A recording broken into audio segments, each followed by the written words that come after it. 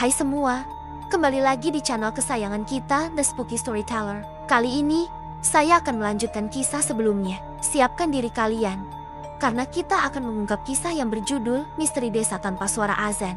Tidak usah berlama-lama lagi, mari kita mulai ceritanya. Panji mengajak Saka dan Lastri bersembunyi di rumahnya Bu Jono. Ibunya Panji tidak banyak tanya dengan kedatangan dua teman anaknya. Dia sudah paham bahwa Panji sedang berusaha menegakkan kembali syariat Islam di desanya. Sama seperti mendiang suaminya, rasa kehilangan dan sakit hati akibat ditinggal mati suaminya karena dibunuh anak buah Kisuro membuatnya mendukung langkah-langkah yang diambil Panji untuk menghancurkan Kisuro. Bu Jono bahkan segera mempersiapkan tempat untuk sembunyi Lastri sesuai permintaan Panji. Sebuah gudang tidak terpakai yang berada di bagian paling belakang rumahnya dia sulap sedemikian rupa sehingga mempunyai celah yang bisa digunakan Lastri untuk bersembunyi dengan cukup nyaman. Kalau sewaktu-waktu ada pemeriksaan dari anak buah Kisuro, "Bu, aku titip Lastri di sini ya. Aku akan pergi bersama Saka untuk membebaskan Wuri dari tawanan Kisuro. Nanti kalau ada anak buah Kisuro datang, ibu bersikaplah dingin seperti biasa. Jangan menampakkan ketakutan atau sikap-sikap mencurigakan yang lain. Jika mereka memaksa menggeledah, biarkan saja. Aku yakin mereka tidak akan bisa menemukan Lastri," ucap Panji sebelum pergi kembali. "Iya Lei, kamu tenang saja. Pergilah dan berjuanglah. Jangan khawatirkan aku dan Duk Lastri. Percayalah semua akan baik-baik saja saat kamu pergi. Lagi pula, anak buah Kisuro sudah tak pernah sekalipun mampir ke rumah kita semenjak bapakmu mereka bunuh. Ibu yakin mereka tak akan mempedulikan keberadaan rumah ini." Ucapan Bu Jono membuat Panji lega. "Kalau begitu, aku pamit," ujarnya kemudian sembari menyalami ibunya. Dia juga pamit kepada Lastri. Baru kali ini dia merasa berat berpisah dengan Lastri. Lastri yang sudah lama menaruh hati pada Panji. Melepas kepergian Panji dengan mata yang memanas, menahan air mata yang nyaris saja jatuh. Saka dan Panji meninggalkan rumah Bu Jono dengan membawa bahan makanan untuk diberikan kepada Kiai Haryo beserta rombongan. Tempat Kiai Haryo berada lebih dekat ke tempat Bu Jono dibanding ke Padepokan. Bahkan jika dari rumah Bu Jono jarak tempuhnya hanya 30 menit. Saka dan Panji sampai di tempat Kiai Haryo. Matahari mulai tergelincir ke arah barat. Para pengikut Kiai Haryo yang perempuan segera memasak bahan makanan yang dibawa oleh Saka dan Panji. Setelah matang mereka semua makan. "Kiai, saat ini Wuri ditawan oleh Kisuro di rumah Joglo. Berdasarkan informasi yang bisa dipercaya, dia ditempatkan di sebuah kamar yang dikunci oleh Kisuro dari luar. Menurut Kiai, langkah apa yang sebaiknya saya tempuh untuk membebaskan Wuri?" tanya Saka setelah selesai makan. Dia lebih nyaman memanggil Kiai Haryo dengan sebutan Kiai dibanding Pak Lik. Kiai Haryo terdiam sejenak memikirkan jawaban dari pertanyaan Panji. Dia memang ingin Wuri segera bebas dan berkumpul bersamanya. Tetapi dia tidak ingin Saka dan Panji berada dalam bahaya. "Sebelum aku jawab, apakah kamu sudah menguasai seluruh area Padepokan dengan baik?" tanya Kiai Haryo untuk memastikan. "Insya Allah sudah Kiai. Hanya tempat Kiai Haryo disekap saja yang saya tidak tahu dan baru mengetahui belakangan ini. Namun untuk wilayah lain, insya Allah saya menguasainya dengan baik." Begitupun demikian dengan Panji. Dia juga lebih paham lagi tentang wilayah Padepokan, jawab Saka tanpa ragu. Dia memang sudah lama memata-matai Padepokan dari luar. "Kalau begitu, selain jalan rahasia yang kemarin kita lewati, adakah cara lain untuk keluar dari Padepokan tanpa lewat gerbang utama?" tanya Kiai Haryo kemudian. "Ada Kiai, yaitu dengan melompati pagar bambu yang berada di belakang rumah Joglo. Di situ ada sebuah batu besar yang bisa digunakan sebagai pijakan untuk melompati pagar." Giliran Panji yang menjawab pertanyaan Kiai Haryo. "Menurut kalian, mungkin atau tidak jika mengeluarkan Wuri dari rumah Joglo dalam waktu cepat jika kamar Wuri dikunci dari luar?" Kiai Haryo bertanya demikian untuk mempertimbangkan lama waktu yang dibutuhkan keluar dari Padepokan. Jika harus membuka paksa kunci terlebih dahulu. Saka memandang Panji meminta pertimbangan. "Aku rasa mungkin Kiai, asalkan gerakan kita cepat dan tidak ada yang menghalangi," jawab Panji dengan tegas. "Tapi, setahuku rumah Joglo Kisuro tidak punya jendela kecuali di bagian depan saja. Bagaimana kita akan masuk?" tanya Saka menyaksikan jalan pikiran Panji.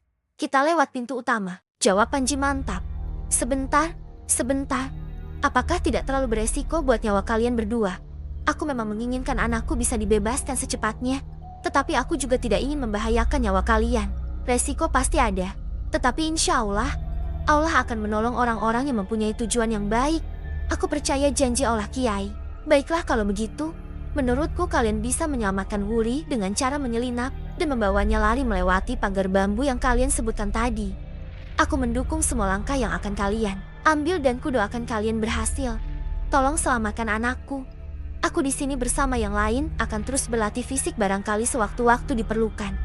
Kiai Haryo akhirnya memberikan masukan kepada Saka dan Panji. Terima kasih Kiai. Sekarang kami berdua pamit hendak memulai misi penyelamatan Wuri. Saka pamit kepada Kiai Haryo sekaligus mewakili Panji. Iya, hati-hatilah. Assalamualaikum. Waalaikumsalam. Setelah bersalaman dengan Kiai Haryo dan beberapa pengikut yang lain, Panji dan Saka bergegas kembali ke padepokan. Rasa lelah yang mendera tak mereka hiraukan. Mereka takut sesuatu yang buruk terjadi pada Wuri. Sementara itu, Karto sedang menghadap Kisuro untuk memberikan laporan terhadap pencarian Kiai Haryo dan rombongannya. Bagaimana hasil pencarianmu? Tanya Kisuro. Maaf Ki, kami sudah melakukan pencarian ke berbagai penjuru. Tetapi hasilnya nihil. Tak ada satupun petunjuk mengenai keberadaan mereka. Satu-satunya yang mungkin adalah mereka menyeberang sungai. Tetapi kita tidak tahu setelah menyeberang sungai itu, mereka ke arah mana, sehingga menyulitkan kami untuk mengikuti jejak mereka. Selain itu, hujan deras semalam telah menghilangkan bekas jejak kaki mereka. Karto menyampaikan laporannya dengan gamblang. Kisuro mondar-mandir ke sana kemari memikirkan langkah selanjutnya. Setelah tahu Kiai Haryo gagal kembali dibawa ke padepokan. Ya sudah, sekarang kamu panggil saja Modin yang mau menikahkan aku dengan Wuri besok sore. Aku yakin mereka pasti saat ini sedang merencanakan untuk membebaskan Wuri dan menghancurkan padepokan ini. Aku tidak mau semua itu terjadi sebelum aku berhasil menikahi Wuri. Perintah Kisuro selanjutnya. Siap Ki, aku pergi sekarang. Karto kemudian pergi dari hadapan Kisuro. Sementara Kisuro berniat menemui Wuri. Melihat Kisuro yang hendak masuk ke dalam, Nyai Laksmini yang dari tadi mendengarkan obrolan Kisuro dan Karto segera masuk ke kamarnya dan pura-pura tidur. Kisuro membuka pintu kamar Wuri dan masuk ke dalamnya. Kisuro, ucap Wuri sedikit kaget melihat kedatangan Kisuro yang tanpa permisi. Untungnya dia selalu memakai pakaian yang tertutup sekalipun berada di dalam kamar. Kisuro mendekati Wuri yang berdiri di sisi ranjang. Saat sudah dekat, dia berhenti. Wuri, dengarkan baik-baik. Aku kesini hanya ingin memberitahumu bahwa besok sore kita akan menikah. Jelas Kisuro tanpa basa-basi. Apa? Menikah? Besok sore? Kisuro jangan mengada-ada. Bagaimana aku akan menikah dengan Kisuro jika ayahku saja tidak ada di sini? Siapa nanti yang akan menjadi walinya? Wuri mengucapkannya dengan setenang mungkin. Dia tidak ingin terlihat aneh di depan pria yang sudah lumayan tua tersebut. Abaikan tentang wali. Yang penting kita menikah. Mana bisa Ki? Wali itu salah satu syarat untuk menikah bagi seorang muslim. Saya muslim Ki, terserah. Keputusanku tidak bisa diganggu-gugat. Pokoknya besok sore kamu harus siap menjadi istriku. Bersiaplah dari sekarang. Kisuro kemudian pergi tanpa menunggu reaksi Wuri selanjutnya. Dia kembali mengunci pintu kamar Wuri, meninggalkan Wuri yang masih ternganga, tak percaya dengan apa yang baru saja disampaikan Kisuro. Aduh, bagaimana ini? Apa yang harus aku lakukan? Ujar Wuri dalam hati. Wuri sebenarnya sudah berkali-kali mencoba mencari jalan keluar dari kamar tersebut. Tetapi hasilnya nihil. Ruangannya terlalu tertutup. Satu-satunya orang yang bisa masuk selain Kisuro adalah Nyai Laksmini, yaitu saat memberinya makanan. Wuri tak dapat lagi menahan tangisnya memikirkan nasibnya besok sore. Dia hanya mampu berdoa dan memohon kepada Yang Kuasa agar ada keajaiban. Seseorang datang menyelamatkannya.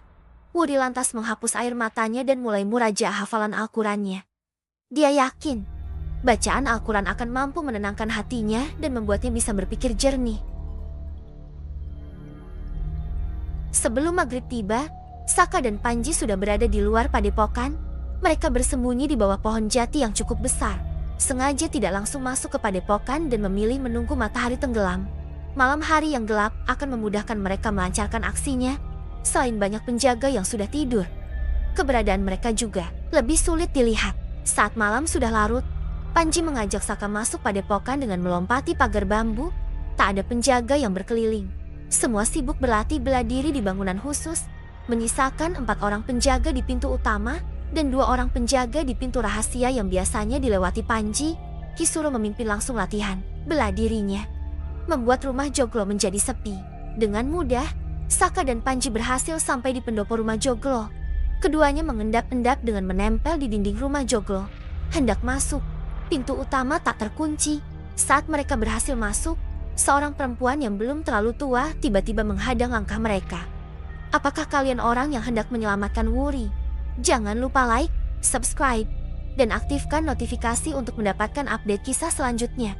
Sampai jumpa di video berikutnya.